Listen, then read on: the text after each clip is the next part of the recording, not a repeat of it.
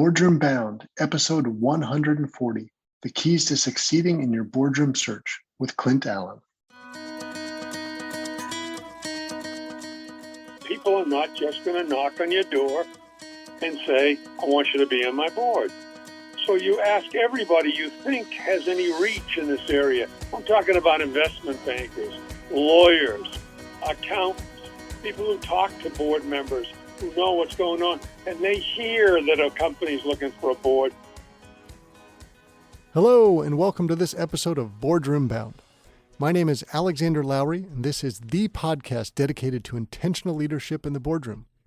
My goal is to give aspiring and existing directors the tips, tactics, and strategies necessary to transform your confidence and build a successful career as a board director. Quick reminder, you can get all of today's show notes at podcast.gordon.edu.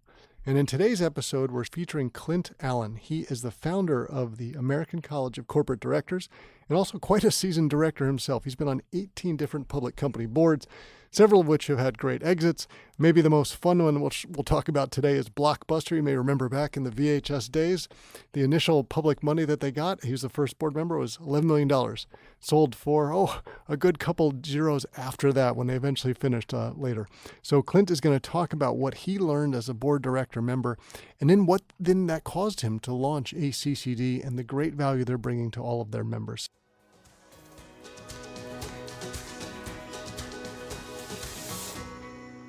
Before we jump into today's show, I'd like to share a message from our sponsor about director certification. Want to join your first board, or are you looking for additional board seat opportunities? In either scenario, be sure to be disciplined in your approach. Now, through the Becoming an Exceptional Board Director Candidate Coaching and Certification course, you get both modern board director candidate packaging and modern board operations knowledge integrated within one program. Remember, the key to landing additional or your first board seat is in your packaging. Make the effort to do it right. Program graduates also receive their globally recognized International Board Director Competency Designation upon course completion. It's designed for individuals and groups. You can learn more at bit.ly/IBDC-D. That's bit.ly, bit.ly/IBCDC-D. And now let's jump into the show.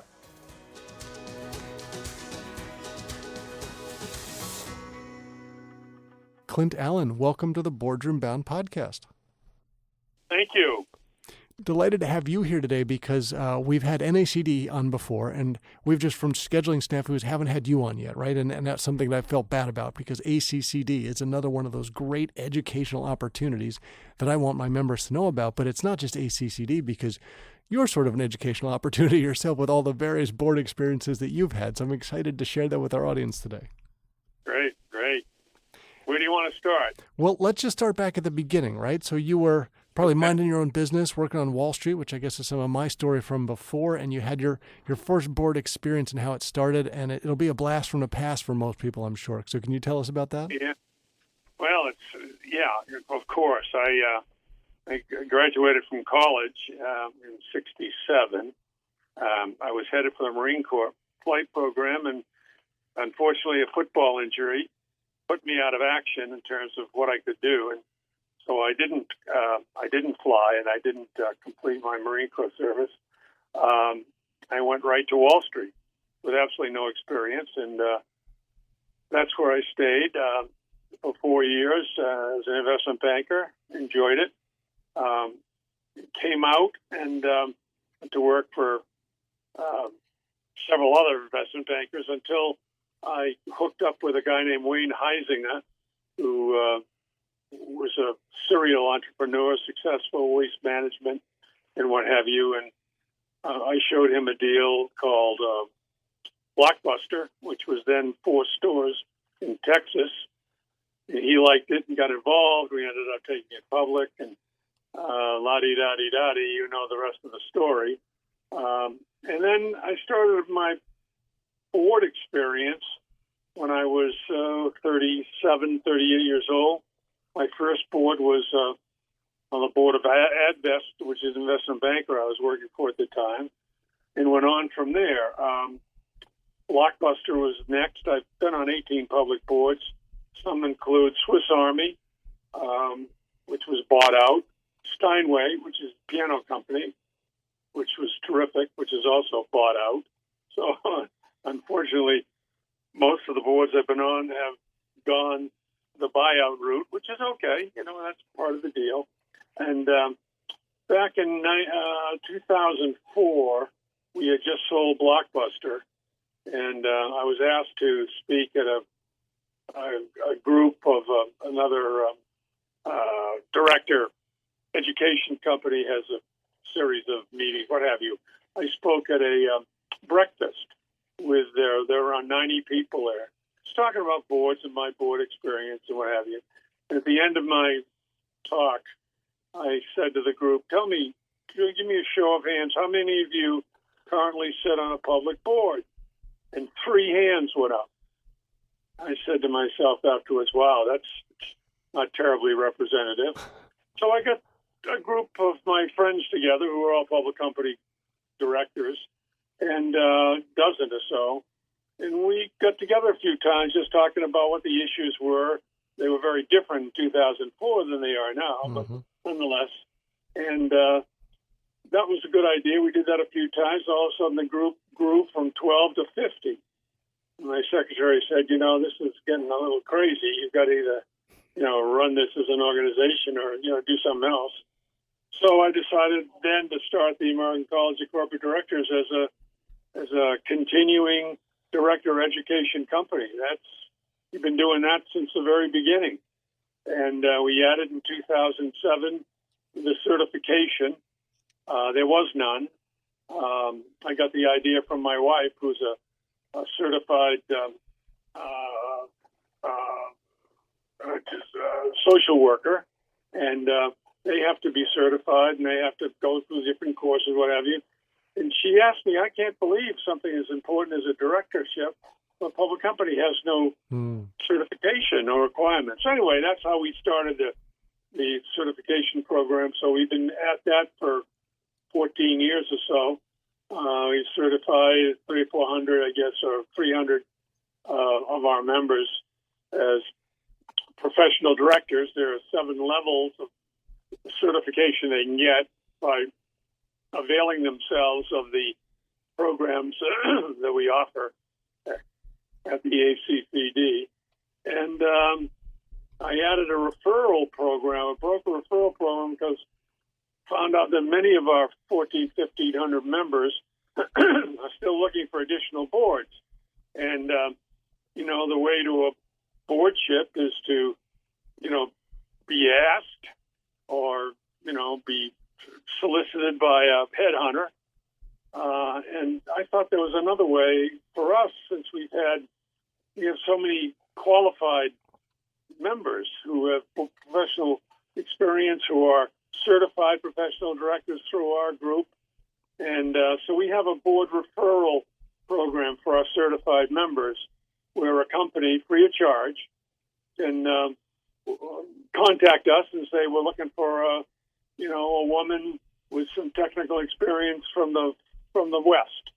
And we go through our professional director database and pull out those members who fill that or fit that categorization, and forward their CVs to the company. Then they take it up from there, and they can see them or not see them, whatever. It's been very successful. It's no charge to the company. It's no charge to the member. It's just a service that we provide. And now, for instance, California has just come out with a set of requirements.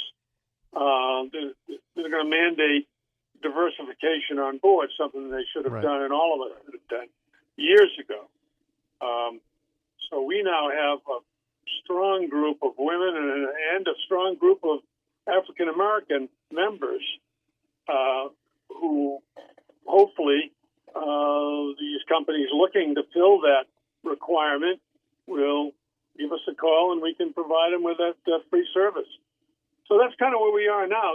We used to do this in person.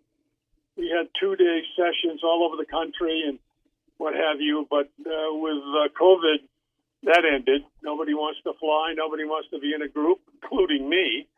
So we made a U-turn. Took us a month to turn it around, and we now have a sort of an all-Zoom-related program. We have 1-hour webinars a month, sometimes 3, with some very high-level speakers. We just had, for instance, Governor Tom Rowe, who's was former governor of Pennsylvania and also the former Secretary of Homeland Security.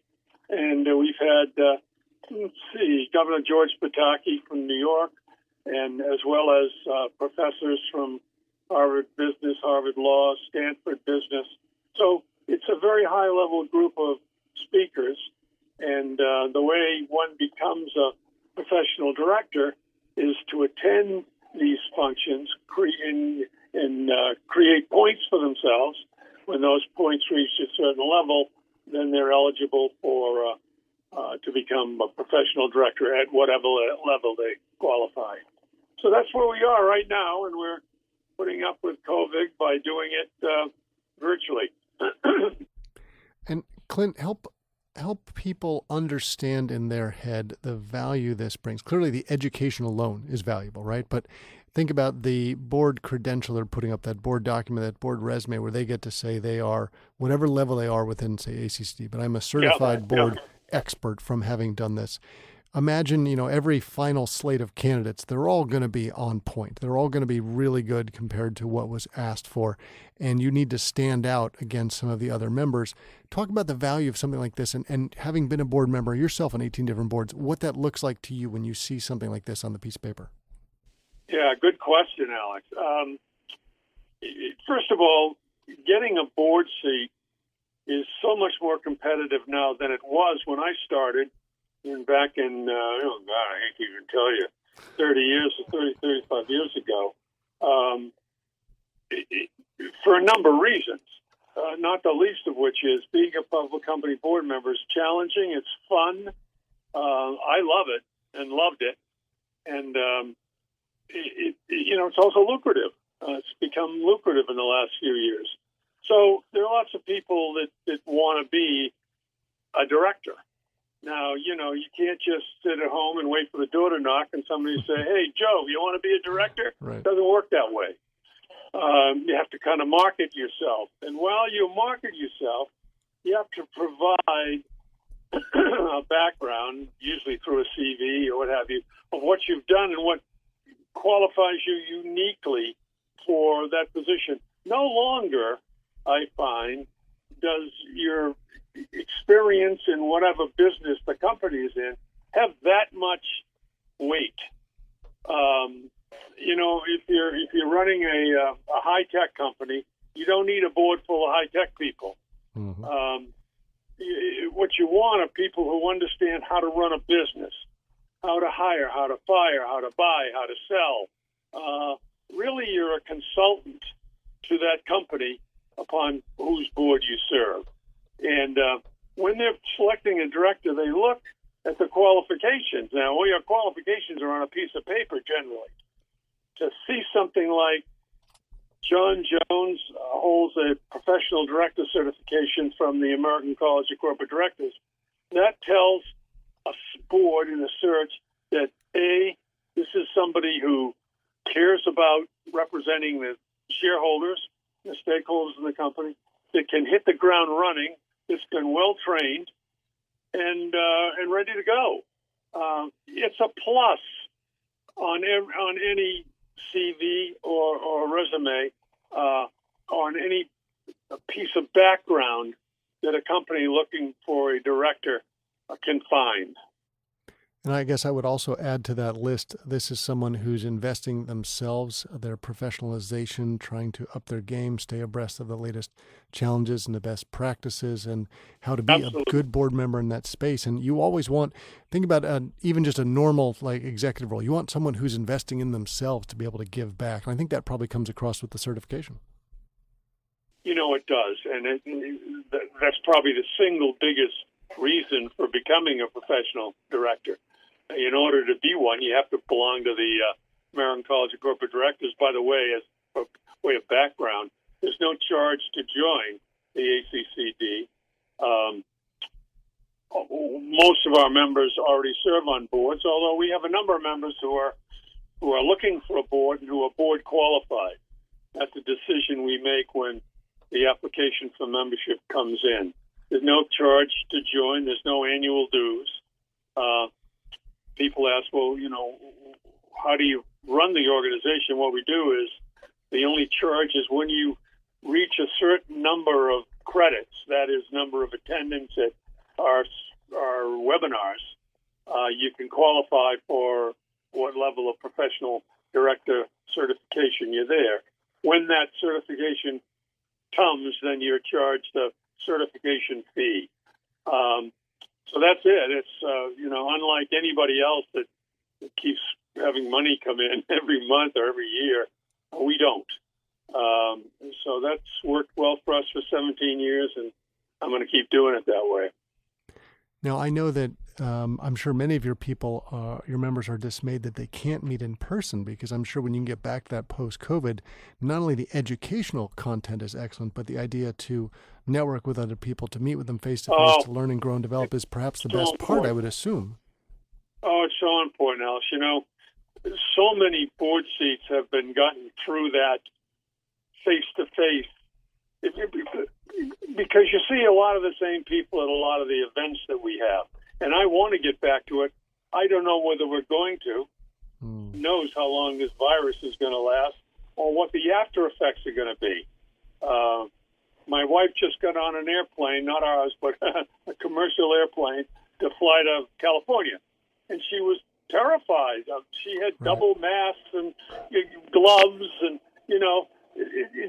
this is a very smart professional woman.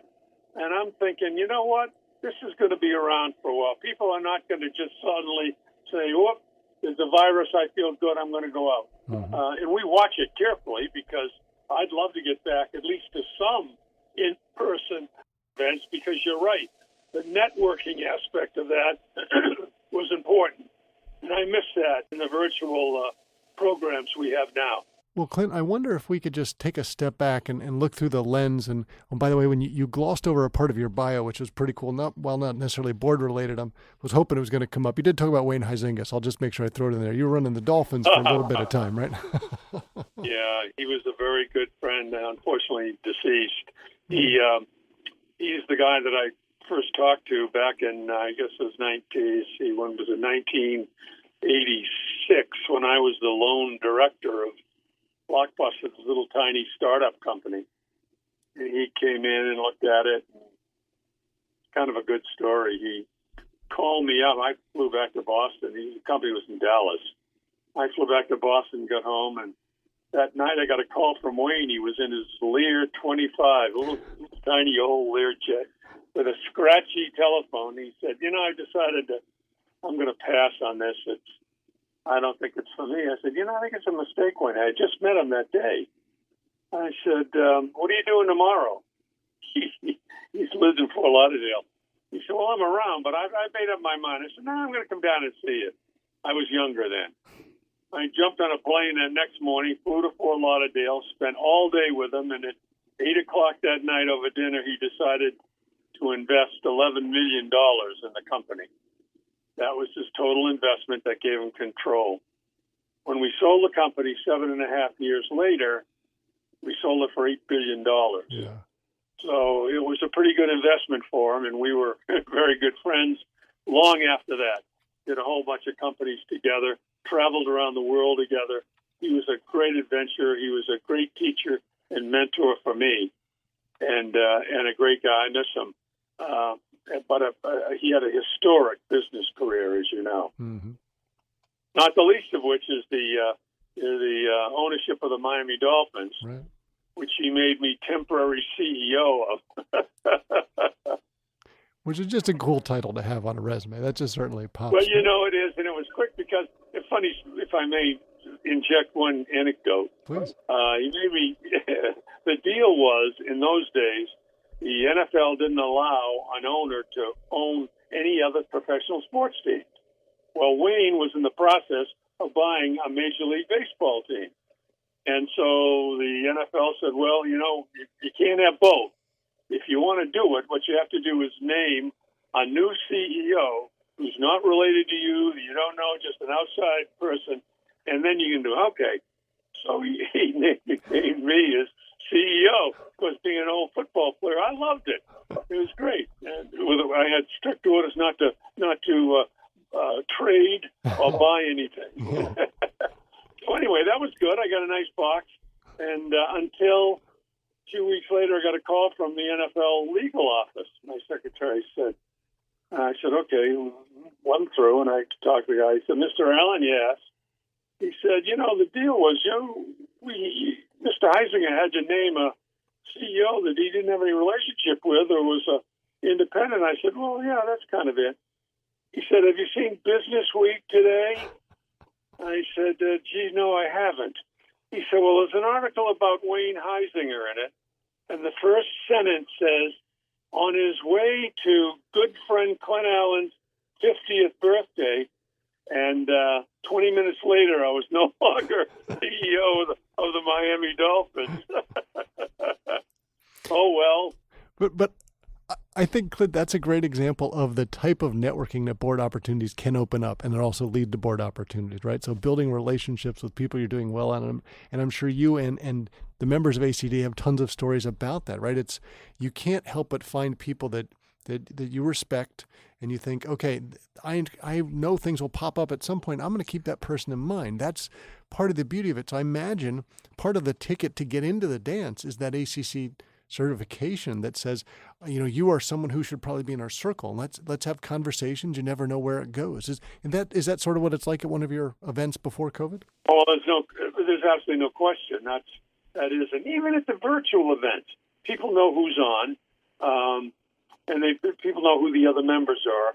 As an example, just in case there's somebody listening here who would like to be a member, can I give them give them the website they can go to? Yeah, we'll link that in the podcast website as well. Yeah, it's accdirectors.com. accdirectors.com. That's the American College of Corporate Directors, and they have a join logo on the front page of the website. They can go in and apply, and we look it over, and they're either in or out. And it's a very subjective decision on my part and our group. We've gotten some very good members, and I encourage people who either are directors, of course, which is pretty much an automatic ticket in, or somebody who feels that they have the qualifications for being a director, C-suite experience or whatever, and to go ahead and go to the website and apply. Well, that's my commercial for the day.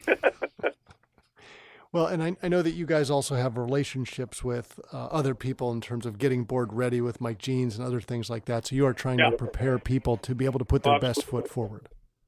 Yeah, Mike Jeans is a good example. He has his own company that trains, teaches, gets people ready for a board position. He also works with them on how to get noticed. And being in a board search, it's like being in a supermarket. You have to have shelf space. People have to be able to see you. They have to know that you're out there, and you have to give yourself the best shot. And so Mike does that. He's very good at it, separate from us. He's a separate company, though he does work for me part-time whenever, I'm away or in another board meeting and can't run one of these. Mike will do it. But he does have his own business, and he's very, very good at it. And so, Clint, take us back to, it could be any of the 18 boards that you were on. You're sitting there and you're thinking, I'm going to go find a new board member. We need this. Maybe we've looked at the skills matrix. Someone is retiring.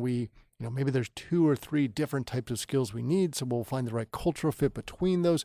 Walk us through what the process had been like from your experience being a director, and then sort of what that feels like for someone listening on the show today. They might already be in the C-suite going, I want to hit my first board role, or they might be about to be in the C-suite knowing they want to be that sort of board person leader. Help us feel what that's actually like from the conversation among directors. Another good question, and it's happened to me dozens of times. Because a lot of the board placement occurs through recommendations of existing board members. There's no question about that. And I've been on so many boards, maybe it's because I'm old, but I've been on so many boards that when that issue comes up, I know, what the makeup of the board is, since I'm on it. I know what kind of a personality works, and that's really important. Other than experience, a person's ability to meld with the existing board, psychologically, socially, couldn't be more important. And so when there's a board search going on, I try to think of people that I know, that I've met either through the American College of Corporate Directors or through my other board activities that might be a good fit, and I've recommended them. Not pushed, but recommended. I think you have to be careful not to, this is not an election. Mm-hmm. You don't need a campaign. But what you have to do is explain to the search committee of the board or the board itself, here's Mr. Jones. I know him through college, through playing football, through the American College of Corporate Directors stuff. I think he has the makeup, personality-wise, the experience, and the brains that we could use on this board. So that's how I've been able to affect lots and lots of board seats over the course of my, 35 years or so? Mm-hmm. Yeah, I guess so. I started in 30. Yeah, that's right. I was 7 years old when I first got my first board. So that's, that helps. That's important. And when you're out looking for a board, when you decide you want to make a decision, you want to be a board member, then you've got to go out and do some work marketing yourself. And I tell this to everybody who asks, and believe me, it's the number one question I get, Alex. How do I get on a board, Clint? Well, the answer is you do the work yourself. People are not just going to knock on your door and say, I want you to be on my board. So you ask everybody you think has any reach in this area. I'm talking about investment bankers, lawyers, accountants, people who talk to board members, who know what's going on, and they hear that a company's looking for a board, and they'll say, you know what? I just heard from Clint Allen. A good guy. You'd like him. You ought to talk to him. He'd be a good member. But you've got to do that work. You've got to let these people know that you're interested, because you're selling yourself in a very kind of professional way. That's the answer to your question.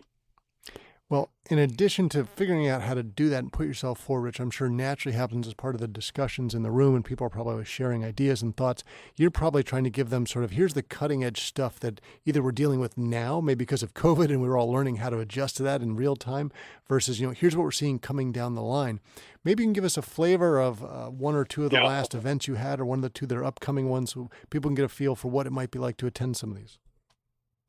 Yeah, let's see. The last one I had was a quickie.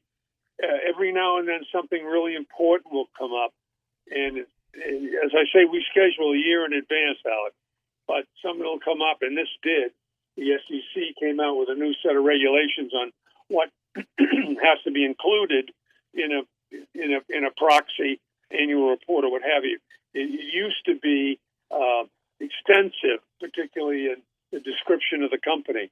They've limited that now, shortened it, and its effect was effective 2 weeks ago. So I had a partner at Mintz Levin, which is one of our sponsors, one of the finest national law firms, and Matt Gardella, had him, come up and spend an hour talking about this new set of regs. And because as a board member, you have to know what's going on and what has to be reported and what have you. Very important, I think. As far as some of the other ones we have for general view, I always have a spokesman from Wall Street, a well-known guy, for instance, Andy Malik from Needham and Company, sort of a legendary Wall Street guy. He's speaking, and you spoke before, but he's presenting another 2 weeks. It's going to be the state of the market right after the election, what he thinks is going to happen. Very important for directors to have a feel for what's happening in the market, because who knows what they're going to have an opportunity to buy or what they should be selling in terms of the company and acquisitions and what have you. So I try to do that. Governance people, and of course my educators from the top business and law schools, coming in talking about whatever is germane as far as governance is concerned. They talk about succession planning, compensation, or whatever. It's all background stuff that public company directors or even private company directors should be familiar with. Well, Clint, I love the work that you're doing, and I applaud you guys trying to make the boardroom more sophisticated. I agree with your wife. It's amazing to think that maybe the most important jobs out there just don't have as much education as we'd like to see around it. So good for you guys. Isn't it amazing? Good for her. Well, we were so glad to have you on the show today. Thank you for sharing your insights and helping all of us to be boardroom bound.